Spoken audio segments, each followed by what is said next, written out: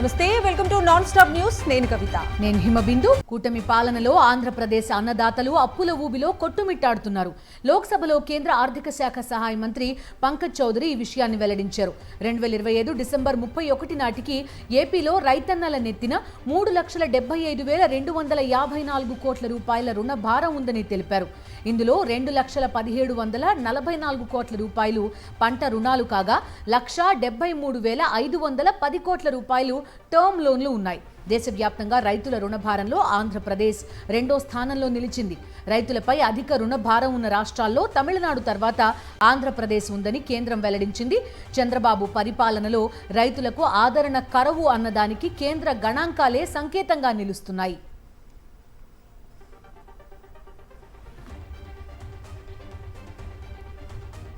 కూటమి ఆధ్వర్యంలో విధ్వంస పాలన సాగుతోందన్నారు మాజీ మంత్రి సాకే శైలజానాథ్. అన్ని రంగాల్లో విధ్వంసమే ఉందని మండిపడ్డారు. వ్యవసాయ రంగాన్నైతే మరింత నాశనం చేశారని మండిపడ్డారు. నిరుద్యోగుల జీవితాలను అన్యాయం చేశారని, ఎస్సీ, ఎస్టీ, బీసీ, మైనారిటీలకు 50 ఏళ్లకే పెన్షన్ ఇస్తామని మోసం చేశారని గుర్తు చేశారు. రాష్ట్రాన్ని అప్పుల కుప్పగా మార్చేశారని ఎద్దేవా చేశారు సాకే శైలజానాథ్. చంద్రబాబు మహిళా ద్రోహిగా చరిత్రలో మిగిలిపోతారన్నారు ఎమ్మెల్సీ వరదు కళ్యాణి. చంద్రబాబు విజనరీ కాదు, పాయిజనరీ అని ధ్వజమెత్తారు. అసెంబ్లీ లోపల బయట డ్రామా చేయడమే చంద్రబాబుకు తెలుసని, కథ, స్క్రీన్ ప్లే, దర్శకత్వం అన్నీ ఆయనే చేస్తుంటే మంత్రులు, ఎమ్మెల్యేలు క్యారెక్టర్ ఆర్టిస్టులుగా మిగిలిపోయారని ఎద్దేవా చేశారు. 3 జనరేషన్లని చీట్ చేసిన చంద్రబాబు మహిళలను వేధించిన ఎమ్మెల్యేలను పక్కన కూర్చోబెట్టుకుని మహిళా దినోత్సవం ఎలా జరుపుకుంటారని నిలదీశారు వరదు కళ్యాణి.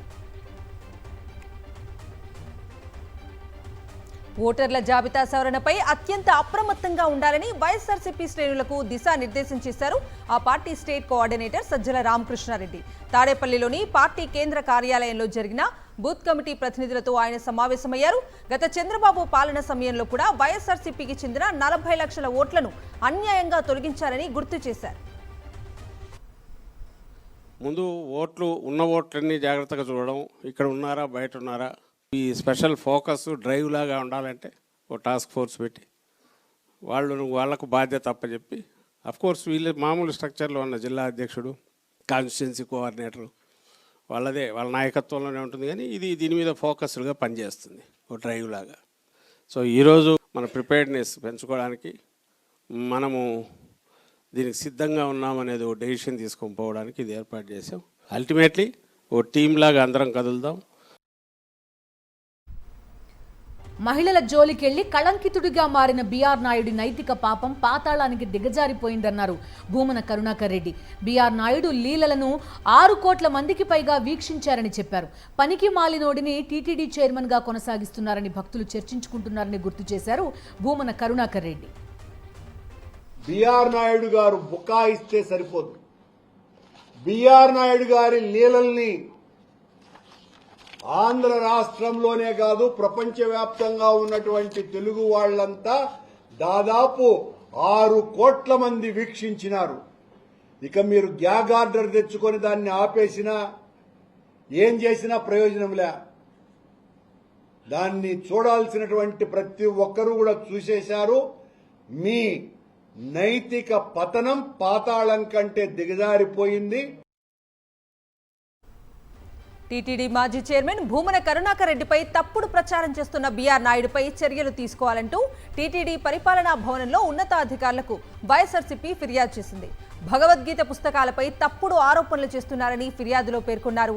బీఆర్ నాయుడు అవగాహన లేకుండా మాట్లాడుతున్నారని, భూమన కుటుంబంపై చేస్తున్న విష ప్రచారంపై చర్యలు తీసుకోవాలని ఫిర్యాదు చేశారు. ఏపీ హైకోర్టులో మంగళగిరి మాజీ ఎమ్మెల్యే ఆళ్ల రామకృష్ణారెడ్డి దాఖలు చేసిన 2 పిటిషన్లపై విచారణ జరిగింది. Amaravati inner ring road alignment కుంభకోణం కేసును సీబీఐకి ఇవ్వాలని దాఖలైన పిటిషన్తో పాటు ఆ కేసును ఎమ్మెల్యే, ఎంపీ, ప్రజాప్రతినిధుల కోర్టుకు బదిలీ చేయాలన్న పిటిషన్పై విచారణ జరిపింది.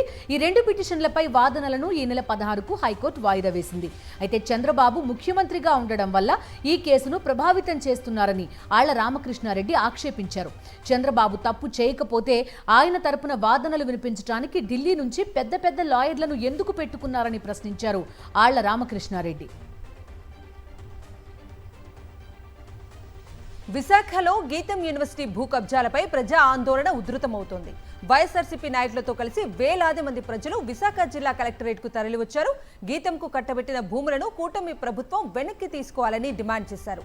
ప్రజల నుంచి 1-2 ఫిర్యాదులు తీసుకున్న అధికారులు తర్వాత ఎంపీ భరత్ ఒత్తిడితో వాటిని తిరస్కరించారు. కంప్యూటర్లు సరిగా పనిచేయటం లేదు, సిబ్బంది తక్కువగా ఉన్నారని సమాధానమిచ్చారు. దీంతో అధికారుల వైఖరిని నిరసిస్తూ ప్రజలు నిరసనకు దిగారు. తామిచ్చే ఫిర్యాదులు తీసుకోవాలని ధర్నా చేపట్టారు. గీతంపై ఫిర్యాదులు తీసుకోవడానికి అధికారులు ఎందుకు భయపడుతున్నారని విశాఖ జిల్లా వైఎస్ఆర్సీపీ అధ్యక్షుడు కేకే రాజు ఆగ్రహం వ్యక్తం చేశారు.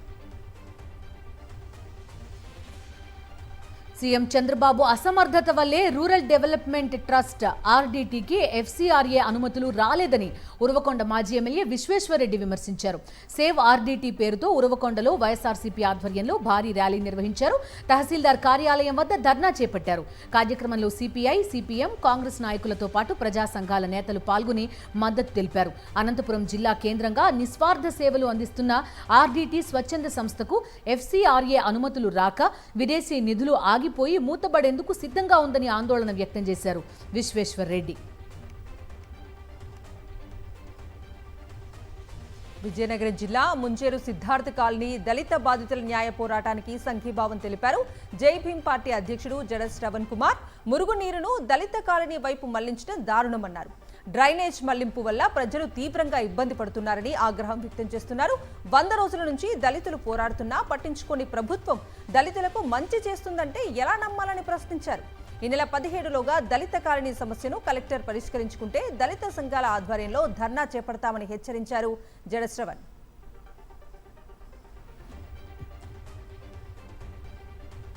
పశ్చిమ గోదావరి జిల్లా కొత్త నరసాపురంలో ఎమ్మెల్యే నాయకర్కు చేదు అనుభవం ఎదురైంది. రోడ్డు శంకుస్థాపన సందర్భంగా ఏర్పాటు చేసిన గ్రామ సభలో జనం లేకపోవడంతో కోపంతో స్టేజ్ దిగి వెళ్లిపోయారు. ప్రజలు లేక కుర్చీలు ఖాళీగా ఉండడంతో ఆగ్రహానికి గురయ్యారు. ఇదే క్రమంలో స్థానిక కూటమి పార్టీల నాయకులపై మండిపడ్డారు. పనిపాట లేక వచ్చామా అంటూ స్థానిక నేతలపై ఫైర్ అయ్యారు. అయితే కూటమి నాయకులు ఎమ్మెల్యేని రిక్వెస్ట్ చేయడంతో సభను కొనసాగించారు. కృష్ణా జిల్లా అవనిగడ్డ కూటమిలో విభేదాలు తారాస్థాయికి చేరాయి. నువ్వా నేనా అంటూ పంతానికి పోయిన జనసేన ఎమ్మెల్యే, టీడీపీ నేతలు ఒకే రోడ్డుకు 2 సార్లు భూమి పూజ చేశారు. కోడూరు ఎస్సీ కాలనీ రోడ్డుకు ఉదయం జనసేన ఎమ్మెల్యే మండలి బుద్ధప్రసాద్ భూమి పూజ చేయగా మధ్యాహ్నం మళ్లీ అదే రోడ్డుకు టీడీపీ నాయకులు భూమి పూజ చేశారు. కూటమి నేతల పోటాపోటీ కార్యక్రమాలను చూసి స్థానిక ప్రజలు తలలు పట్టుకున్నారు.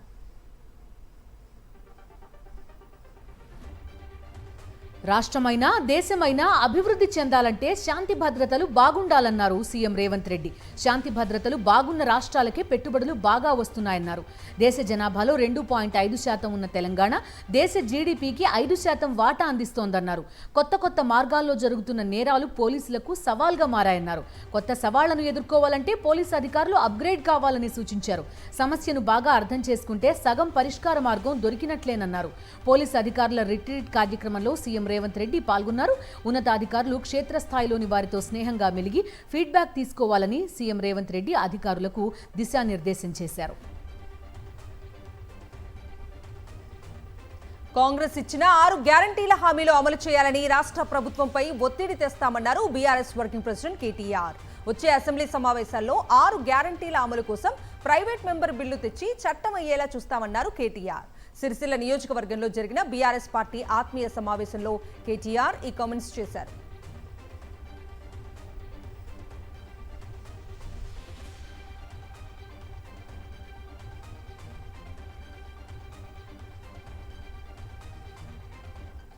వెలుగుమట్ల భూదాన్ బాధితులకు న్యాయం చేయాలని డిమాండ్ చేస్తూ ఖమ్మం అంబేద్కర్ విగ్రహం దగ్గర చేపట్టిన ధర్నా ఉద్రిక్తతకు దారితీసింది. అంబేద్కర్ విగ్రహం వద్ద జాగృతి అధ్యక్షురాలు కవిత, విశారాదాన్ మహారాజ్ ధర్నాకి దిగారు. దీంతో భారీగా ట్రాఫిక్ జామ్ అయింది. ఈ క్రమంలో భూదాన్ బాధితులకు పోలీసులకు మధ్య వాగ్వాదం, తోపులాట జరిగాయి. పోలీసులపై బాధిత మహిళలు తిరగబడ్డారు. ఓ మహిళా కానిస్టేబుల్ పై దాడి చేశారు భూదాన్ బాధితులు. గాయపడ్డ మహిళా కానిస్టేబుల్ ని వెంటనే పోలీస్ వాహనంలో ఆసుపత్రికి తరలించారు.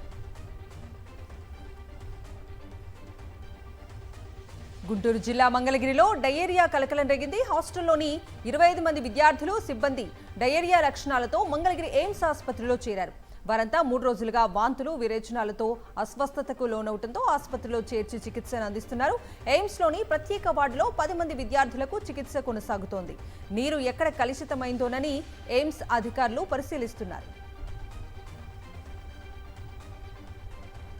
వైఎస్ఆర్ జిల్లా జమ్మలమడుగు నియోజకవర్గంలోని చిత్రావతి వంతెన వద్ద పూణే నుంచి తిరుమల తిరుపతి దేవస్థానానికి వెళ్తున్న నెయ్యి ట్యాంకర్ బోల్తా పడింది. దీంతో అందులో ఉన్న నెయ్యి అంతా నేలపాలు కావడంతో స్థానికులు ఆ నెయ్యి ట్యాంకర్ వద్ద ఎగబడ్డారు. బిందెలు, బకెట్లు, వాటర్ బాటిల్స్, కొంతమంది అయితే ఏకంగా డ్రమ్ములతో నెయ్యి తీసుకెళ్లారు. ఏ వస్తువు అందితే దాంతో నెయ్యిని తీసుకెళ్లిపోవడంతో ట్యాంకర్ ఖాళీ అయింది. నెయ్యి ట్యాంకర్ ఇందాపూర్ డైరీ సంస్థ అని ప్రచారం జరుగుతోంది. ట్యాంకర్లో దాదాపు 21,000 లీటర్ల నెయ్యి ఉన్నట్టు సమాచారం. ప్రమాదంలో డ్రైవర్, క్లీనర్కు స్వల్ప గాయాలయ్యాయి.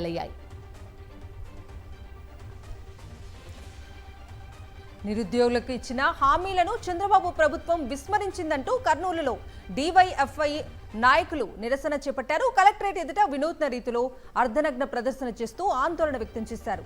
ఎన్నికల ముందు ప్రతి జనవరిలో జాబ్ క్యాలెండర్ రిలీజ్ చేస్తామని చెప్పిన మాటలు గాలి కొదిలేశారని మండిపడ్డారు. నిరుద్యోగులకు ఉద్యోగ అవకాశాలు కల్పిస్తామని అధికారంలోకి వచ్చి 2 ఏళ్లు గడుస్తున్నా ఏ ఒక్క నిరుద్యోగికి కూడా ఉద్యోగం కల్పించలేకపోయారని ఆగ్రహం వ్యక్తం చేశారు. కడప కలెక్టరేట్ ఎదుట సిఐటియు ఆధ్వర్యంలో రిమ్స్ వైద్య కళాశాల పారిశుద్ధ్య సిబ్బంది ధర్నాకు దిగారు. రిమ్స్ ప్రారంభమైనప్పటి నుంచి శానిటేషన్ కార్మికులు, సూపర్వైజర్లుగా పనిచేస్తున్న 134 మందిని కొత్త కాంట్రాక్టర్ భాస్కర్ నాయుడు తొలగించడంపై నిరసన బాట పట్టారు. కాంట్రాక్టర్ చంద్రబాబుకు బాల్యమిత్రుడు కావడంతో అధికారులు పట్టించుకోవడం లేదని కార్మికులు ఆవేదన వ్యక్తం చేస్తున్నారు.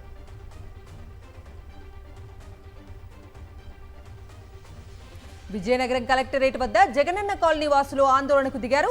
కాలనీలో మౌలిక వసతులు కల్పించాలని డిమాండ్ చేశారు. వైఎస్ఆర్సీపీ హయాంలో వైఎస్ జగన్మోహన్ రెడ్డి వేలాది మందికి సొంతింటి కల సాకారం చేస్తే కూటమి సర్కారు తమను ఇబ్బందులకు గురి చేస్తోందని ఆవేదన వ్యక్తం చేశారు. తక్షణమే తమ కాలనీల్లో రోడ్లు నిర్మించి తాగునీటి సదుపాయం కల్పించాలని డిమాండ్ చేశారు. విశాఖలో హుదూద్ బాధితులకు వైఎస్ఆర్సీపీ ప్రభుత్వం నివాస గృహాలు మంజూరు చేయడాన్ని జీర్ణించుకోలేకపోయింది కూటమి ప్రభుత్వం. తాజాగా ఇళ్లలో ఉంటున్న వారు ఖాళీ చేయాలని ఆదేశాలు ఇచ్చారు. భయపెట్టి ఖాళీ చేయించేందుకు అధికారులతో కరెంటు మీటర్లు కట్ చేయించారు. దీంతో కలెక్టర్ కార్యాలయం వద్ద బాధితులు నిరసనకు దిగారు. ప్రభుత్వానికి వ్యతిరేకంగా పోరాడుతుంటే నాన్ బెయిలబుల్ కేసులు పెట్టి వేధిస్తున్నారని ఆవేదన వ్యక్తం చేశారు. ఇళ్లలో నుంచి బయటకు తరిమేస్తే తమ పరిస్థితి ఏంటని ప్రభుత్వాన్ని ప్రశ్నిస్తున్నారు.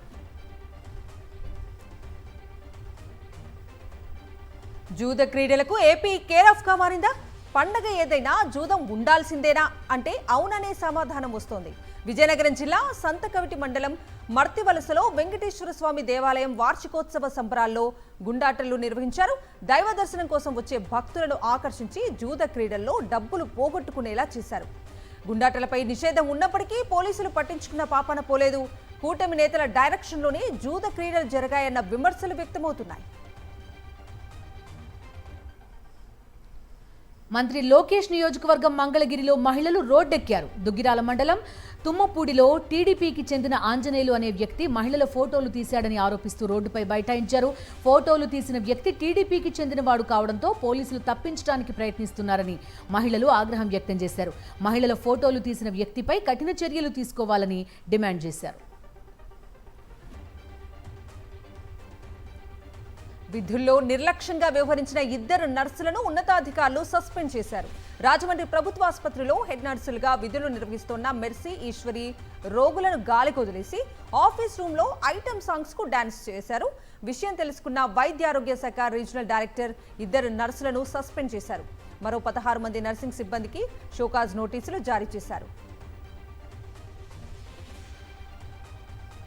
మేడ్చల్ జిల్లా బాచ్పల్లిలో ప్రణీత్ ఆంటిలియా గ్రేటర్ కమ్యూనిటీ గోడను హైడ్రా అధికారులు కూల్చేశారు. కాలనీ వాసులు ఆందోళనల మధ్య హైడ్రా అధికారులు గోడను కూల్చేశారు. తమ కాలనీని గ్రేటర్ కమ్యూనిటీగా పరిగణిస్తూ మున్సిపల్ అధికారులు పన్నులు వసూలు చేస్తున్నప్పటికీ హైడ్రా అధికారులు గోడను పగలగొట్టడం అన్యాయం అంటున్నారు స్థానికులు.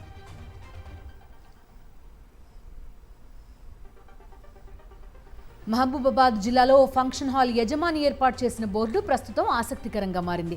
ఎవరైనా పిలవని పేరంటానికి వచ్చి దొరికితే 5,000 రూపాయల జరిమానా, 441 సెక్షన్ ప్రకారం జైలు శిక్ష తప్పదు అని రాసి హెచ్చరించడం ఇప్పుడు చర్చకు దారితీసింది.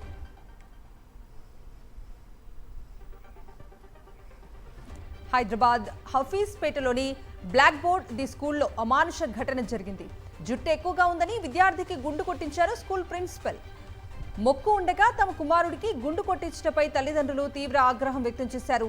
స్కూలు ముందు ఆందోళనకు దిగారు. ఈ ఘటనపై విద్యార్థి సంఘాలు తీవ్రంగా మండిపడుతున్నాయి.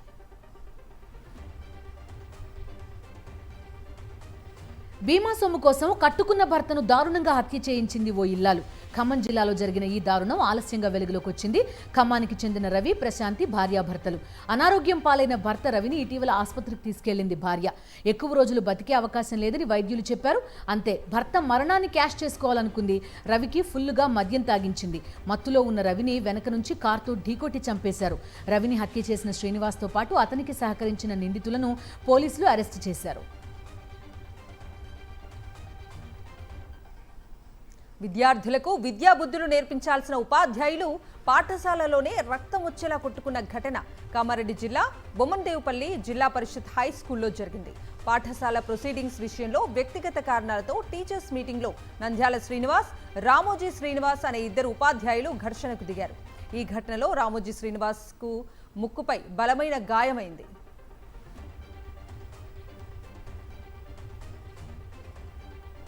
హైదరాబాద్ మైలార్దేవుపల్లిలో హిట్ అండ్ రన్ ఘటన కలకలం రేపింది.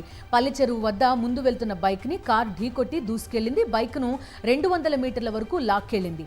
కార్ ఆపకుండా వెళ్లడంతో స్థానికులు వెంబడించి పట్టుకున్నారు. కార్ నడుపుతున్న కిషోర్ అనే వ్యక్తిని చితకబాదారు. అనంతరం అతన్ని పోలీసులకు అప్పగించారు. ఘటనలో గాయపడిన బాధితులు షాద్నగర్ నుంచి బైక్లపై చార్మినార్ కు షాపింగ్ కు వెళ్తున్న 4 యువకులుగా గుర్తించారు. ఘటనపై పోలీసులు కేసు నమోదు చేశారు. అనంతపురం జిల్లా కదిరి పట్టణంలో టీడీపీ, బీజేపీ నేతల మధ్య విభేదాలు బయటపడ్డాయి. శ్రీ లక్ష్మీ నరసింహస్వామి దేవస్థానం బ్రహ్మోత్సవాల్లో భాగంగా రేపు జరగనున్న రథోత్సవం అంశంపై ఈ వివాదం చెలరేగింది. గత కొన్ని సంవత్సరాలుగా బీజేపీ మాజీ ఎమ్మెల్యే పార్థసారథి, బీజేపీ నేత విష్ణువర్ధన్ రెడ్డి రథం లోపల ఉండే నిర్వహణకు సంబంధించి సూచనలు ఇస్తూ వస్తున్నారు. అయితే ఈసారి రథం లోపలికి బీజేపీ నేతలకు అనుమతి లేదని పేర్కొంటూ వచ్చిన ఒక లేఖ కలకలం రేపింది.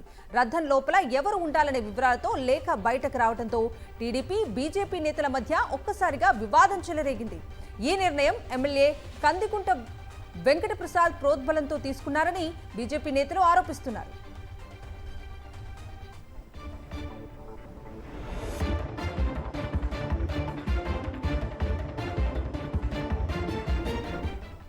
ఇదే అంశానికి సంబంధించి పూర్తి డీటెయిల్స్ మా ప్రతినిధి శివారెడ్డిని అడిగి తెలుసుకుందాం.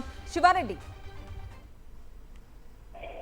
కవిత, కదిరి లక్ష్మీనరసింహస్వామి బ్రహ్మోత్సవాలను, రథోత్సవాన్ని అత్యంత వైభవంగా ఐక్యంగా నిర్వహించాల్సిన టీడీపీ కూటమి నేతల మధ్య ఒక్కసారిగా విభేదాలు బక్కుమన్న పరిస్థితి కనిపిస్తోంది. టీడీపీ ఎమ్మెల్యే కందికుంట వెంకటప్రసాద్, అదేవిధంగా బీజేపీ సీనియర్ నేత విష్ణువర్ధన్ రెడ్డి మధ్య ఒక్కసారిగా విభేదాలు వచ్చాయి. ఎందుకంటే బీజేపీ నేత విష్ణువర్ధన్ రెడ్డి ఎట్టి పరిస్థితుల్లోనూ రథోత్సవంలో పాల్గొనకూడదు, రథంపైకి ఎక్కి భక్తులను విష్ చేయకూడదని చాలా స్పష్టంగా కదిరి టీడీపీ ఎమ్మెల్యే కందికుంట వెంకటప్రసాద్ ఆంక్షలు విధించినాయి. ఇప్పుడు సర్వత్రా విమర్శలకు దారితీస్తోంది, చర్చనీయాంశంగా మారిన పరిస్థితి కనిపిస్తోంది. ఎందుకంటే చాలా సంవత్సరాల నుంచి బీజేపీ నేతలు, అదేవిధంగా బీజేపీ నేత విష్ణువర్ధన్ రెడ్డి రథాన్ని ఎక్కడము, అదేవిధంగా అక్కడ ఆర్గనైజ్ చేయడం, రథం ఎట్లా పోవాలి, తర్వాత ఏ దిశగా దాన్ని తీసుకెళ్లాలి, అదేవిధంగా భక్తులు ఏ విధంగా జాగ్రత్తలు పాటించాలని దానిపైన బీజేపీ నేత విష్ణువర్ధన్ రెడ్డి చెప్తూ వస్తున్నారు. అయితే ఇదే నేపథ్యంలోనే రేపు జరిగే రథోత్సవంలో పాల్గొనేందుకు కూడా బీజేపీ నేత విష్ణువర్ధన్ రెడ్డి ఇప్పటికే కదిరికి చేరుకునే నేపథ్యంలో ఒక్కసారిగా ఆలయ కమిటీ పేరుతో ఒక లెటర్ విడుదల చేయడం జరిగింది. బీజేపీ నేత విష్ణువర్ధన్ రెడ్డి కావచ్చు, లేకుంటే రాజకీయాలకు ఇందులో భాగస్వామ్యం కల్పించబోమని చెప్తూనే మరోవైపున ఎమ్మెల్యే ఆంక్షలు విధించడం పూర్తి స్థాయిలో వివాదాస్పదం అవుతున్న పరిస్థితి కనిపిస్తోంది. ఈ పరిస్థితుల నేపథ్యంలో కదిరి నియోజకవర్గంలో ఒకసారిగా టీడీపీ వర్సెస్ బీజేపీగా మారిన పరిస్థితి కనిపిస్తోంది. కదిరి టీడీపీ ఎమ్మెల్యే కందికుంట వెంకటప్రసాద్ వైఖరిని బీజేపీ నేత విష్ణువర్ధన్ రెడ్డి తప్పుపడుతున్న పరిస్థితి కనిపిస్తోంది. మొత్తం ఎట్టి పరిస్థితుల్లో తాను పాల్గొంటారని స్పష్టం చేస్తున్న పరిస్థితి కనిపిస్తోంది. Kavitha. Right Shivareddy, thank you.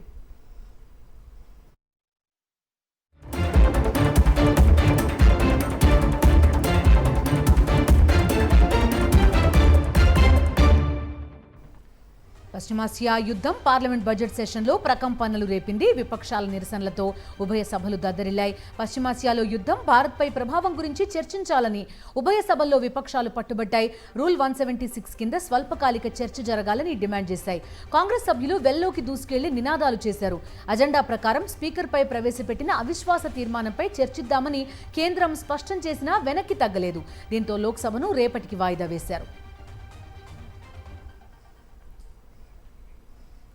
అటు రాజ్యసభలోనూ యుద్ధంపై రూల్ 176 కింద చర్చ చేపట్టాలని విపక్ష నేత ఖర్గే డిమాండ్ చేశారు.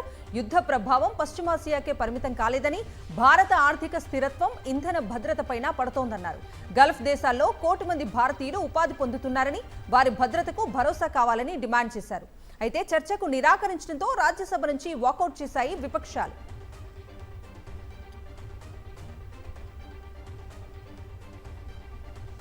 పశ్చిమాసియాలో యుద్ధంపై పార్లమెంట్లో చర్చించాల్సిందేనని డిమాండ్ చేశారు రాహుల్ గాంధీ. ఇంధన ధరలు పెరగడం, ఆర్థిక వినాశనం కీలక అంశాలు కావా అని ప్రశ్నించారు. యుఎస్తో కేంద్రం ట్రేడ్ డీల్ చేసుకుందని, ఇప్పుడు భారత్ తీవ్రంగా నష్టపోబోతోందని వ్యాఖ్యానించారు రాహుల్ గాంధీ. వాస్తవాలు బయటకు వస్తాయనే మోదీ సర్కార్ చర్చకు అంగీకరించడం లేదని ఆరోపించారు. స్పీకర్ ఓం బిర్లాపై విపక్షాలు ప్రవేశపెట్టిన అవిశ్వాస తీర్మానంపై లోక్సభ రేపు చర్చించనుంది. కేంద్ర ప్రభుత్వ వర్గాలు ఈ విషయాన్ని వెల్లడించాయి. అవిశ్వాసం అంశం తేలే వరకు సభాపతి స్థానంలో కూర్చోకూడదని ఓం బిర్లా నిర్ణయం తీసుకున్నారు. కాబట్టి ఈ విషయాన్ని వీలైనంత త్వరగా పూర్తి చేయాలని కేంద్రం భావిస్తోంది. ఎట్టి పరిస్థితుల్లోనూ రేపు చర్చను ప్రారంభించాలని తీర్మానించింది. టీవీకి అధినేత దళపతి విజయ్కు సిబిఐ సమన్లు జారీ చేసింది. కరూర్ తొక్కిసలాట ఘటన కేసులో రేపు విచారణకు హాజరు కావాలని ఆదేశాలు ఇచ్చింది. కరూర్ తొక్కిసలాట ఘటనపై దర్యాప్తు చేస్తున్న సిబిఐ ఇప్పటికే 2 సార్లు విజయ్ని ప్రశ్నించింది. ర్యాలీలో క్రౌడ్ మేనేజ్మెంట్కి తీసుకున్న చర్యలు, భద్రతా ఏర్పాట్లు తదితర అంశాలపై ఆరా తీసింది. తాజాగా మరోసారి విజయ్కు సమన్లు ఇచ్చింది కేంద్ర దర్యాప్తు సంస్థ. త్వరలో డీఎంకే ఎన్నికల మేనిఫెస్టో విడుదల చేయనున్నట్లుగా తెలిపారు సీఎం స్టాలిన్. ఇతర రాజకీయ పార్టీలు విడతల వారీగా ఎన్నికల హామీలు ప్రకటిస్తున్నాయని, అంతేకాకుండా తమ ప్రభుత్వ పథకాలను కాపీ చేసి ప్రకటిస్తున్నాయని స్టాలిన్ విమర్శించారు. తమిళనాడులోని తిరుచి సమీపంలోని సిరుగనూరులో డీఎంకే రాష్ట్ర మహాసభ ఘనంగా నిర్వహించారు.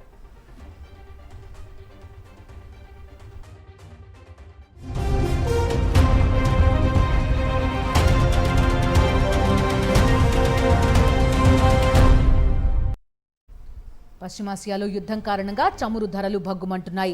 ఇరాన్ ఇజ్రాయెల్ యుద్ధంతో ప్రపంచ ఇంధన సరఫరాకు తీవ్ర ఆటంకం ఏర్పడుతోంది. షిప్లు ఎక్కడికక్కడే ఆగిపోయాయి. గల్ఫ్ దేశాల నుంచి చమురు ఎగుమతి నిలిచిపోయింది. దీంతో ఒక్కసారిగా చమురు ధరలు ఆకాశాన్నంటాయి.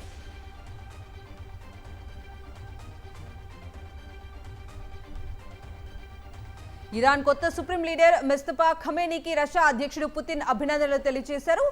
ముస్తఫాకు అన్ని విధాలా సహకారం అందిస్తామంటూ మద్దతు ప్రకటించారు. ఇరాన్కు రష్యా ఎల్లప్పుడూ నమ్మకమైన భాగస్వామిగా ఉంటుందని పుతిన్ స్పష్టం చేశారు.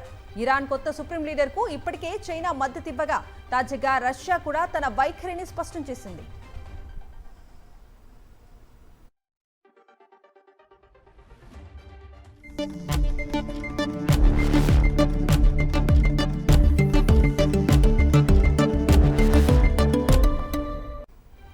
పశ్చిమాసియాలో యుద్ధం నేపథ్యంలో ప్రపంచవ్యాప్తంగా భయాందోళనలు నెలకొన్నాయి. ఈ క్రమంలో ఒకవైపు ముడి చమురు ధరలు రికార్డు స్థాయిలో పెరగడం, డాలర్తో పోలిస్తే రూపాయి మారకం విలువ ఆల్ టైమ్ కనిష్ట స్థాయికి పడిపోవడం వంటి వాటి నేపథ్యంలో భారత స్టాక్ మార్కెట్ సూచీలు వరుసగా పతనమవుతున్నాయి. ఇవాళ సెన్సెక్స్ 1350 పాయింట్లు నష్టపోయింది. నిఫ్టీ 422 పాయింట్లు నష్టపోయింది. ఇన్వెస్టర్ల సంపద 12 లక్షల కోట్ల రూపాయలకు పైగా ఆవిరైంది. బంగారం, వెండి ధరలు భారీ స్థాయిలో తగ్గుముఖం పట్టాయి. పరుగులు పెడుతున్న బంగారం, వెండి ధరలకు బ్రేకులు పట్టాయి. 24 క్యారెట్ల 10 గ్రాముల బంగారం ధర 1960 రూపాయలు తగ్గి 161,680 రూపాయలుగా ఉంది. అదే 22 క్యారెట్ల 10 గ్రాముల బంగారం ధర 1800 వరకు తగ్గి 148,200 రూపాయలుగా ఉంది. అలాగే కిలో వెండి విషయానికి వస్తే దీనిపై ఏకంగా 5,000 రూపాయల వరకు తగ్గింది. 2,80,000 రూపాయలుగా ఉంది.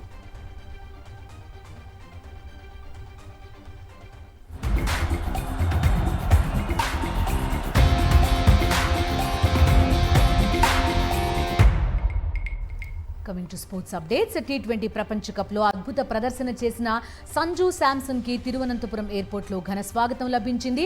కేరళ మంత్రి వి శివన్కుట్టి స్వయంగా పుష్పగుచ్చం అందించి ఆయనకు స్వాగతం పలికారు. సంజు ఆట తీరుపై ప్రశంసలు కురిపించారు. స్వరాష్ట్రానికి చేరుకున్న సంజు శాంసన్ ని చూసేందుకు వందలాది మంది అభిమానులు విమానాశ్రయానికి తరలివచ్చారు.